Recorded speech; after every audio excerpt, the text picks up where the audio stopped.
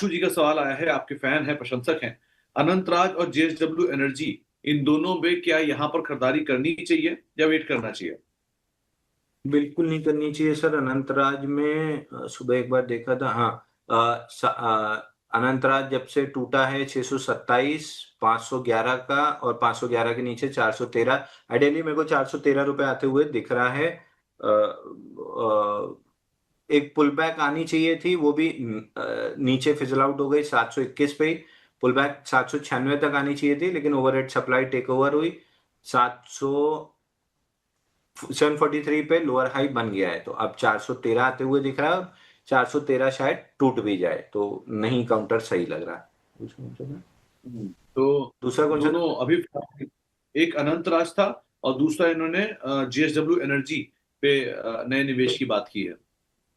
JSW energy में यहाँ पे तो नहीं, लेकिन हाँ, 418 के बाद बुलिश एविडेंस मिलता है तो वहां पे ट्राई करना चाहिए, on bullish evidence only.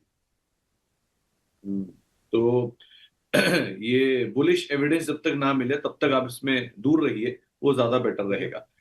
Sayantan Dutta साहब का एक सवाल आया है, ये मेडिको रेमेडीज इन्होंने खरीदने की बातचीत की है। इंडिको रेमेडीज होगा सर, ये मेडिको रेमेडीज कह रहे हैं। और 54 रुपए 30 पैसे के आसपास, क्या ब्रेकआउट लेवल है इसमें? दिख रहा है क्या कहीं ब्रेकआउट? इन इंडोको रेमेडी दिख रहा है, इंडिगो रेमेडी। रेमेडीज आप देख पा रहे हो? हाँ, मेडिको रेमेडीज है। हाँ, तो मेडिको ये रेमेडी मेडिको रेमेडीज पे ही सवाल 390 होगा रुपए एकदम। का। नहीं सर, मैं इस पे नहीं खरीदूंगा। 69 पे बाइंग क्लाइमेक्स हुआ था, नीचे 35 तक आया था। केवल पुल बैक है, ओवरहेड सप्लाई कहीं भी टेक ओवर कर सकती है। मेडिको के नाम से आता है, MEDICO, medico.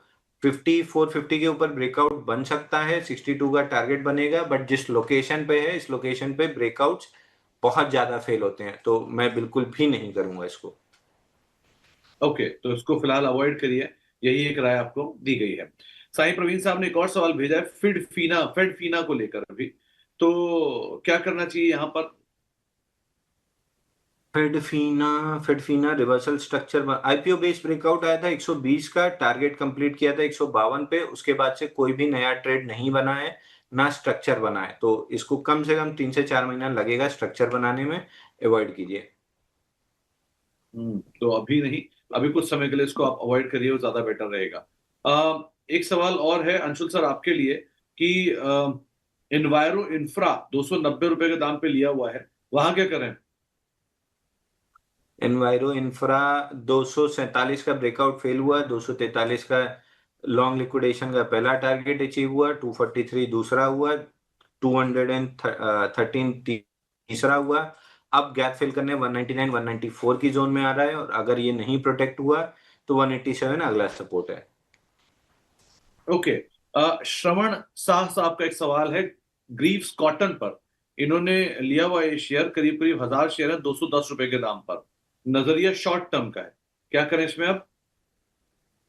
Greaves cotton, Greaves cotton sir, इसमें अभी कोई स्टॉक हमने डिस्कस किया था, मेरे को नाम याद नहीं आ रहा है। सिमिलर पैटर्न बना हुआ है। वीकली चार्ट पे बड़ी कैंडल थी 1 सितंबर को, जिसका हाई था 234.80, लो था 198।